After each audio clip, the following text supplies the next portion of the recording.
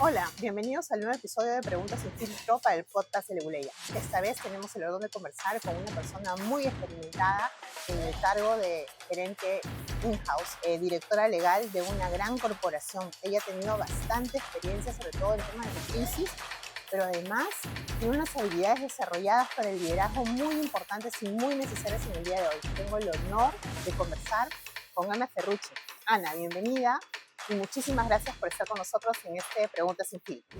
Ana, nuestra primera pregunta es que, ¿qué tan importante para ti como gerenta legal es que un estudio, antes de dar sus recomendaciones legales, evalúe el impacto comercial? Mira, más que impacto comercial, yo creo que lo que las firmas legales tienen que tener en mente cuando trabajan con una compañía, eh, primero es qué tipo de negocio es y segundo, más que el impacto comercial, el impacto económico y el impacto reputacional que puede tener la recomendación que están dando, ¿no? Muchas veces los estudios se quedan solo en la parte legal y en la recomendación legal, pero finalmente una empresa que necesita una solución no solamente busca la recomendación legal, sino que más o menos lo guíen al camino de lo que sí se puede hacer o de cómo solucionar el problema que tienen, ¿verdad? Normalmente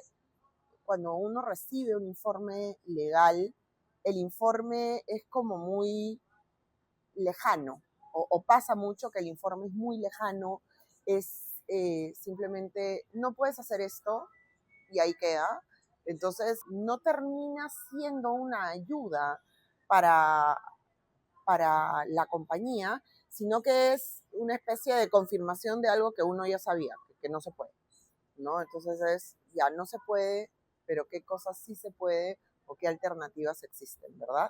Y eso implica mucho también ver el lado económico de la compañía, porque tú podrías decir, oye, por ponerte un ejemplo, hay que presentar una medida cautelar, pero presentar una medida cautelar para evitar una consecuencia implica un gasto financiero súper alto porque tienes que tener una carta fianza, qué tantas posibilidades hay que esta carta fianza se dé o no, en qué condiciones sí te van a aceptar la medida cautelar o no. Entonces es una visión mucho más económica y mucho más de otros factores más allá del tema legal. Se entiende obviamente que no tienes que tener dentro de un estudio de abogados especialistas en estas cosas, pero por lo menos sí tener una visión un poco más 360 de lo que es el negocio que atiendes, ¿no? De hecho, mucha firma legal se queda todavía en esta visión tradicional del abogado que te dice qué dice la norma e interpreta la norma y no va más allá de eso, ¿no?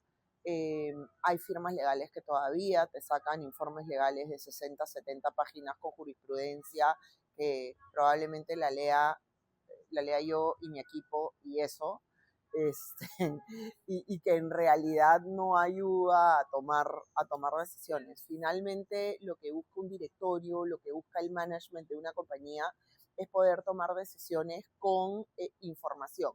Estos informes larguísimos y complejos que solamente lo entienden claro, los abogados o los que conocemos los términos, eh, terminan muchas veces guardándose en un cajón. Es doble trabajo.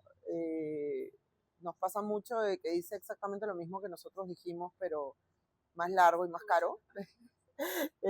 Y finalmente, no digo que sean todos los estudios así, ¿ya? Pero se está armando nuevas tendencias dentro de las mismas firmas legales donde entienden que en realidad no hay tiempo para leer tratados de derecho y que lo que se necesita en realidad es alternativas de solución. Nadie está diciendo tampoco de que deban tomar las decisiones claramente las tiene que tomar el management, porque una vez más, los abogados no somos especialistas, ¿no? Y eso es una cosa que a mí me gusta decir mucho, probablemente está escrito en algo que haya escrito antes o en alguna entrevista que haya dado, pero es muy claro que a los abogados nos hacen creer en las facultades de derecho que el mundo no puede girar sin nosotros, ¿no? Que el mundo gira alrededor de los abogados, y eso es mentira. Los abogados somos una tuerca, ¿no? De una maquinaria, que es una tuerca que si está, la maquinaria funciona a perfección. Si no está, la maquinaria igual va a funcionar. No es algo que evite que la maquinaria funcione. Lo que hace es que funcione a la perfección y que se generen menos problemas con la maquinaria. Pero la maquinaria va a funcionar igual. Entonces, creo que todos los que estudiamos derecho o todos los que somos abogados tenemos que tener claro que nosotros coadyuvamos a que el negocio salga adelante, pero el negocio no gira alrededor nuestro. Ana, has mencionado algo muy importante que es la reputación. ¿Qué implicancias crees que tiene que un estudio jurídico no evalúe el riesgo reputacional a la hora de prestar los servicios? Mira, es un gran problema hoy porque vamos a poner un ejemplo, ¿no? Hay una crisis, ¿no? De alguna compañía y esta crisis hace que saquen un comunicado. Cuando tú lees el comunicado te das cuenta si el comunicado lo ha escrito un abogado o lo ha escrito un comunicador. Cuando cuando el comunicado lo ha escrito un abogado, tienes un gran problema, porque legalmente puede ser que la crisis no tenga consecuencias legales, pero ni Twitter, ni las redes sociales, ni la gente de a pie te perdona el error. ¿A qué voy con esto? Quien juzga hoy y quien juzga más rápido es la gente y las redes sociales, la gente a través de las redes sociales. Entonces, no importa en realidad si tienes la razón a nivel judicial, porque tu reputación se destruyó en el momento en que sacaste un mal comunicado, en el momento que no supiste manejar la crisis a nivel comunicacional. Entonces, para mí es fundamental que los estudios de abogados entiendan esta parte comunicacional que es distinta a la parte legal, porque la parte legal necesita evidencia, necesita la determinación de un juez, tienes una estructura completamente diferente, pero el Twitter, el Instagram, el TikTok, lo que hace es sacar el sentir de la gente. ¿Qué debería tener en cuenta un estudio de abogados antes de acercarse a una gerencia legal? Bueno, primero conocer bien el negocio de la gerencia legal o el negocio que quieren atender. No todos los negocios tienen los mismos problemas y las mismas, digamos, las mismas necesidades. Primer punto. Segundo punto, conocer a la compañía. Me pasa mucho, tanto en entrevistas con personas como con acercamientos que tengo con estudios que no conocen bien lo que uno hace, no han hecho una investigación previa respecto de la empresa, de qué hace, qué no hace, qué problemas tiene, qué cosa está buscando llegar. Y eso es simplemente entrar a la web y buscar información, ¿no? Entonces, siempre ir preparado a una entrevista con un gerente legal y sobre todo yo creo que levantar todo aquello extra que da el estudio de abogados o la firma de abogados, más allá del servicio legal. ¿A qué voy?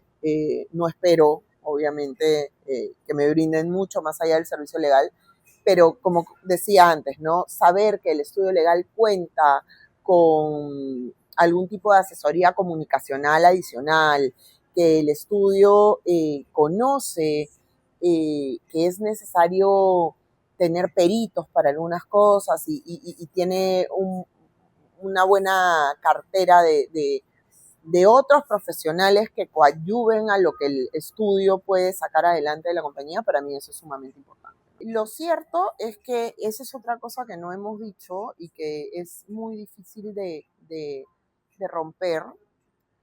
Los abogados en realidad trabajamos a base de confianza, ¿verdad? Entonces, no importa tanto la firma legal, sino el servicio que te da el abogado en particular. Yo creo que los abogados somos como los médicos de las compañías, ¿no? Entonces, y los gerentes legales somos los médicos de cabecera o los médicos, en Europa hay mucho este concepto de médico de familia, que es el médico al que vas a que te diagnostique y si está en sus manos te cure. Pero si el asunto ya es muy complejo, obviamente vas al especialista, ¿no? Si tienes un una insuficiencia cardíaca, tienes que ir al cardiólogo. Entonces, si tienes un problema muy serio a nivel tributario, no se maneja internamente, tienes que ir a buscar un tributarista o un laboralista, o no sé, hay una pelea entre los socios, necesitas un especialista en corporativo o en societario. Entonces, más o menos funciona así. Y cuando tú vas al médico, tú vas a un médico porque te lo recomendaron, ¿verdad? O porque sabes que es excelente, o porque ya has trabajado con este médico antes, ya te has atendido con este médico antes y te gustó el resultado. Y puede ser un capo y puede ser una eminencia el médico y a ti no te gusta y no haces clic con él. Lo mismo sucede con el abogado. Puedes ir donde un abogado sumamente conocido, que todo el mundo sabe que es la eminencia en un área en particular y no haces conexión con él, entonces vas muerto. Entonces, es un tema, yo creo, el derecho sigue siendo una carrera en donde el vínculo, en donde la persona pesa muchísimo. Y en ese sentido hay que trabajar muchísimo en las conexiones y no solamente a nivel socios o a nivel los dueños, que son los que aparecen normalmente en las reuniones iniciales, sino también con los asociados, con los practicantes, porque el vínculo se tiene que dar a todo nivel. Así como el gerente legal puede tener un súper vínculo con el socio del estudio, el practicante del área legal de la compañía debe estar en capacidad de tener un vínculo con el practicante o el asociado de la firma legal. Entonces hay que trabajar muchísimo el tema de conexiones, de personas, buenos modales, capacidad de servir. El derecho, el ejercicio del derecho es un servicio, y servicio viene de servir, de estar al servicio de tu cliente. Entonces, todo lo que tiene que ver con calidad de servicio es para mí sumamente importante. ¿Tú piensas que los abogados tienen ego? ¿Que al día de hoy todavía persiste el ego? Los CEOs tienen abogados. Los CEOs tienen abogados. Sí, lamentablemente, sí, es lamentable. Nos hacen creer cuando estudiamos en la universidad que el mundo no puede girar si no hay un abogado presente, y que en realidad los abogados somos los que tenemos la última palabra. Cuando uno sale de ese entorno y empieza a trabajar en negocios en donde el abogado no es la estrella, te das cuenta que tu presencia no es necesaria. Es buena, ayuda, pero hace eso, ayuda, no determina. La decisión no está en el abogado. Bueno, Ana, llegamos al cierre de este episodio. Muchas gracias por haber venido. Es interesante todo lo que nos has contado para las nuevas generaciones, las firmas legales y, ¿por qué no?, las gerencias legales también. Esto fue el podcast de Leguleya, Preguntas sin filtro. Nos vemos en un próximo episodio.